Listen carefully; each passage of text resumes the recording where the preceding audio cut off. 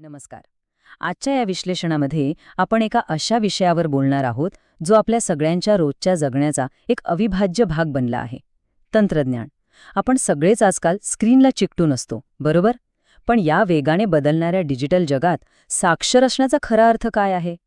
आज आपण याच स्मार्टफोनच्या चकचकीत दुनियेच्या पलीकडे जाऊन खऱ्या अर्थाने डिजिटल साक्षर बनण्यावर प्रकाश टाकणार आहोत. चला तर मग सुरुवात करूया. आजकाल बघा ना, अगदी शहरांपासून ते गावांपर्यंत, लहानांपासून ते मोठ्यांपर्यंत प्रत्येकाच्या हातात स्मार्टफोन दिसतो. व्हॉट्सॲपवर मेसेज पाठवणं, यूट्यूबवर व्हिडिओ बघणं किंवा ऑनलाईन पेमेंट करणं हे तर आता आपल्या सवयीचं झालंय. पण इथेच एक मोठा प्रश्न उभा राहतो. फक्त मोबाईलवर बोटं फिरवता येणं म्हणजे आपल्याला डिजिटल ज्ञान आहे असं म्हणता येईल का? खरं सांगायचं तर हा आपला खूप मोठा गैरसमज असू शकतो. मोबाईल हातात असणं आणि तो समजून घेऊन अत्यंत सुरक्षितपणे वापरणं यात जमीन आसमानाचा फरक आहे.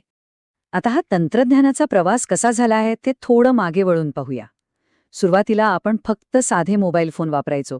मग इंटरनेट आलं, त्यानंतर सोशल मीडियाची एक मोठी लाट आली आणि आता आता आपण AI म्हणजे कृत्रिम बुद्धिमत्तेच्या युगात वावरत आहोत.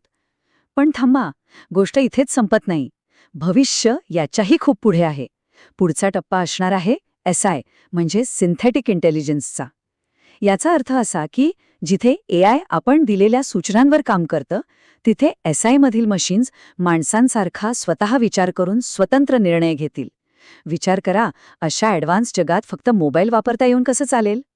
मग आपल्याला नक्कीच प्रश्न पडतो की डिजिटल साक्षरता म्हणजे नेमकं काय? तर डिजिटल साक्षरता म्हणजे केवळ स्क्रीनवर टॅप करणं नव्हे, तर इंटरनेटवर मिळणारी माहिती खरी आहे की खोटी हे चटकन ओळखता येणं, कोणतेही ऑनलाईन व्यवहार करताना ते अगदी सुरक्षितपणे करता येणं, आपला वैयक्तिक डेटा हॅकर्सपासून सुरक्षित ठेवणं आणि सर्वात महत्त्वाचं म्हणजे या टेक्नॉलॉजीचा वापर स्वतःच्या प्रगतीसाठी करून घेणं. हे सगळं जमत असेल तरच आपण खऱ्या अर्थाने डिजिटल साक्षर आहोत असं म्हणता येईल. पण आता यातला धोका काय आहे ते समजून घेऊया. लोक स्मार्टफोन आणि इंटरनेटचा प्रचंड वापर करत आहेत, पण त्यामागे जे तंत्रज्ञान आहे त्याची पुरेशी समज आणि जागरूकता बहुतेकांना नाहीये.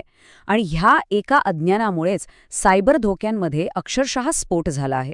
जर आपल्याला तंत्रज्ञानाचे नियमच माहीत नसतील तर तेच तंत्रज्ञान आपल्यासाठी सोयीऐवजी एक मोठं संकट बनू शकतं. रोज बातम्यांमध्ये आपण काय ऐकतो? कुणीतरी फोनवर गोड बोलून OTP मागतो आणि एका सेकंदात बँक खात्यातले सगळे कष्टाचे पैसे गायब होतात.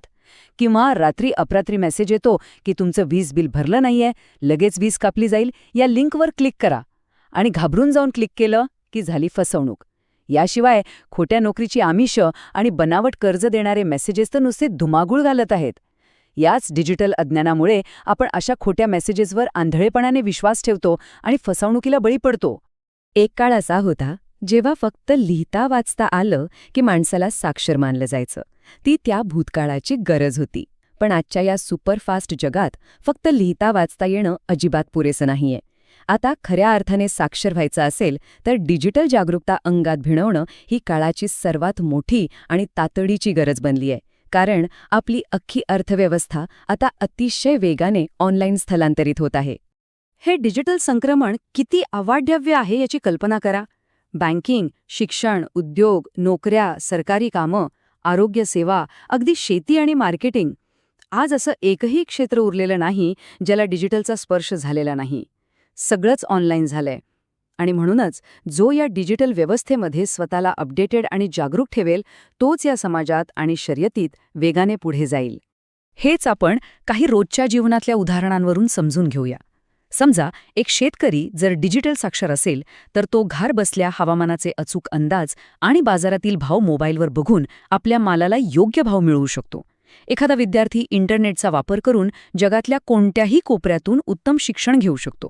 महिलांना घर बसल्या स्वतःचा व्यवसाय सुरू करून स्वावलंबी होता येतं. तर एक छोटा दुकानदार डिजिटल पेमेंट आणि ऑनलाईन मार्केटिंगचा वापर करून आपला व्यवसाय दुप्पट करू शकतो. हे आहे खऱ्या साक्षरतेचं फळ. आणि नेमका हाच फरक आपल्याला इथे समजून घ्यायचा आहे. एका बाजूला तंत्रज्ञानाचा वापर फक्त आणि फक्त मनोरंजनासाठी होतोय, तासनतास गेम्स खेळणं किंवा व्हिडिओ बघत वेळ घालवणं.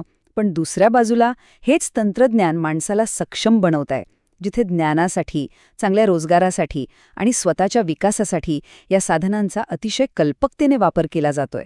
मनोरंजनाकडून सक्षमीकरणाकडे जाणं हाच खरा डिजिटल विकास आहे. आज आर्टिफिशियल इंटेलिजन्स म्हणजेच AI आपलं रोजचं काम कसं सोपं आणि वेगवान करतंय ते तर आपण पाहतच आहोत.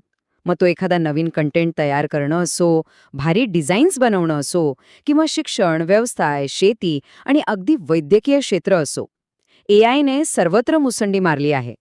भविष्यात फक्त तुमच्याकडची पदवी कामाला येणार नाही, तर ही डिजिटल कौशल्यच खरी ताकद असतील. ज्याला हे AI आणि डिजिटल तंत्रज्ञान चांगल्या प्रकारे समजेल, तोच भविष्यात बाजी मारेल. मग यासाठी आपण काय करायला हवं? एक समाज म्हणून आपल्याला काही ठोस पावलं उचलावीच लागतील. सगळ्यात आधी म्हणजे आपल्या मुलांना गेम्स आणि व्हिडिओच्या पलीकडे जाऊन मोबाईलचा चांगला वापर कसा करायचा हे शिकवणं गरजेचं आहे. घरातल्या ज्येष्ठ व्यक्तींना ऑनलाईन फ्रॉडपासून कसं वाचायचं हे प्रेमानं समजावून सांगावं लागेल. महिलांना डिजिटल बँकिंगची ओळख करून देणं आणि गावागावात डिजिटल शिक्षणाच्या मोहिमा राबवणं आता अत्यंत आवश्यक झालं आहे. आणि याच दिशेने टाकलेलं एक अतिशय सुंदर आणि प्रेरणादायी पाऊल म्हणजे new options information and services आणि त्यांचा पाठशाळा हा उपक्रम. मार्गदर्शक आणि शोधकर्ता विकास भोयर यांच्या नेतृत्वाखाली ही संस्था गावागावांत जाऊन डिजिटल शिक्षणाची धुरा अत्यंत प्रभावीपणे सांभाळत आहे. ज्येष्ठांना सुरक्षितता शिकवणं, महिलांना बँकिंगचे धडे देणं हे असे जमिनीवरचे प्रत्यक्ष उपाय आहेत जे खऱ्या अर्थाने तळागाळात मोठे आणि सकारात्मक बदल घडवून आणू शकतात. थोडक्यात सांगायचं तर हाती असलेल्या या तंत्रज्ञानाचं आपल्याला प्रगतीमध्ये रूपांतर करायचंय. हातातला स्मार्टफोन हे केवळ एक खेळणं किंवा टाइमपासचं साधन नाहीये, तर ते ज्ञान, रोजगार आणि विकासाचा एक महामार्ग आहे. हे आता आपण समजून घेतलं पाहिजे. आज ज्याने ही डिजिटल दुनिया ओळखली त्याचं भविष्य सुरक्षित झालं असंच समजा. स्मार्ट बनण्याची आणि बदलत्या काळासोबत पाऊल टाकत प्रगतीकडे वाटचाल करण्याची वेळ आता आली आहे. शेवटी या विश्लेषणाचा समारोप एक अत्यंत सडेतोड आणि विचार करायला लावणाऱ्या वाक्याने करूया. अडाणी फक्त तोच नाही जो वाचू शकत नाही, तर तो देखील अडाणी आहे ज्याला हे डिजिटल जग समजत नाही. खरंच हा विचार डोळ्यात अंजन घालणार आहे, नाही का? या वेगाने बदलणाऱ्या नव्या जगात आता आपणच आपलं आत्मपरीक्षण करायचं आहे. आपण खऱ्या अर्थाने साक्षर आहोत का? हा विचार नक्की करा.